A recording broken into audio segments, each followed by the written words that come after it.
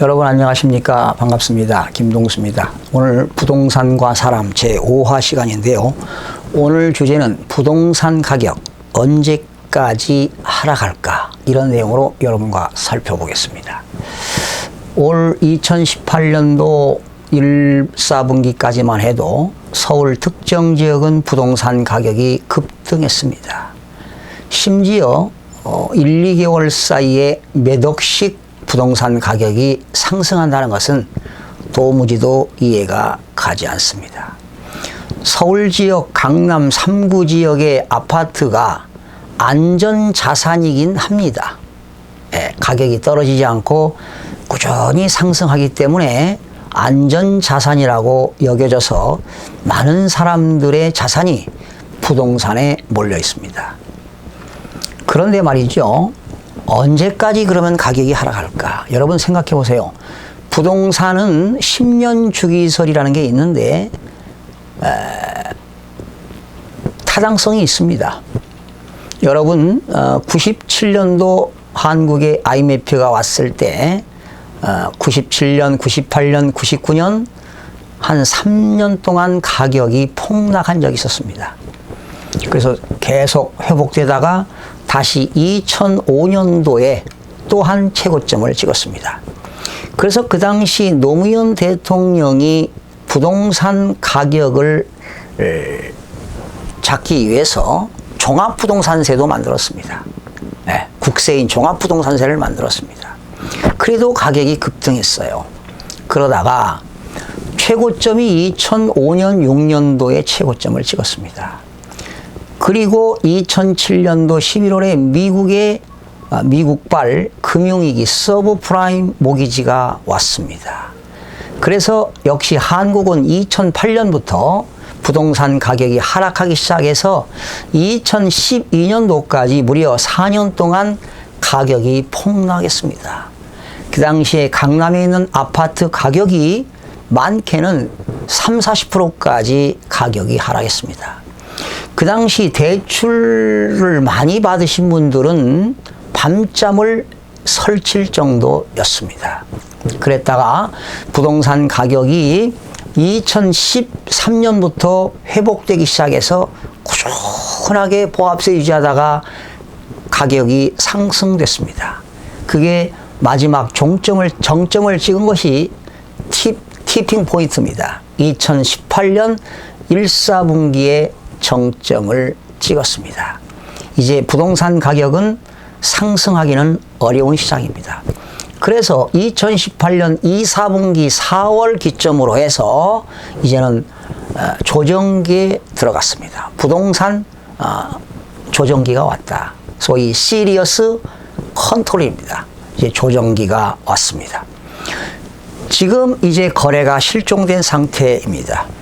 그리고 이제 지난달에 미국이 기준금리를 인상시켰는데 또 6월, 7월에 미국의 기준금리가 인상되고 앞으로 올해 2.25까지 미국의 기준금리가 인상된다면 한국의 금리 인상이 가파르게 상승할 수밖에 없습니다.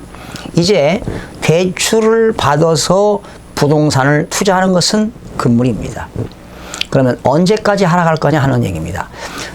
그리고 현재 올해 대한민국은 2018년을 정점으로 해서 인구가 전체 인구의 14%가 넘어가면 고령사회에 진입하는 겁니다.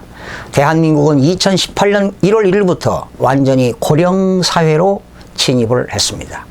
갈수록 생산 가능 인구는 줄어들고 고령 인구가 급증하게 됩니다. 그래서 2020년이 되게 되면 대한민국의 베이비 부모 1세대들이 최고점을 찍는 연도가 2020년입니다.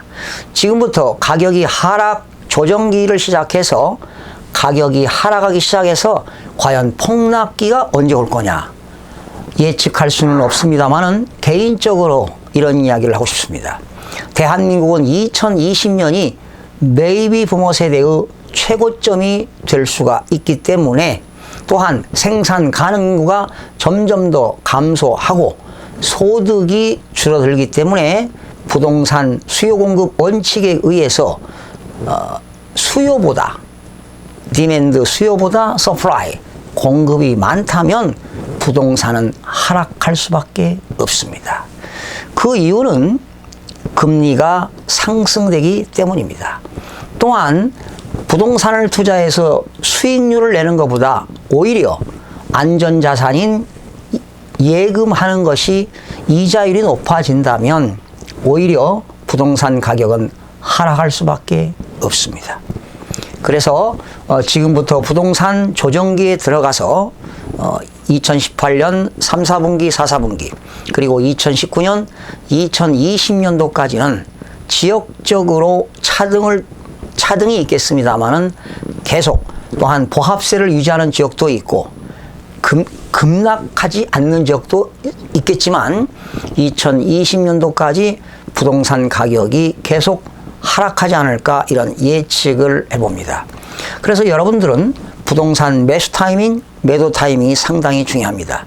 그리고 세계 경제 현황과 그리고 미국의 특히 경제 현황, 아시아의 경제 상황, 한국의 경제 동향을 파악해 가면서 그런 매수 타이밍과 매도 타이밍을 여러분들이 찾아내시길 바랍니다.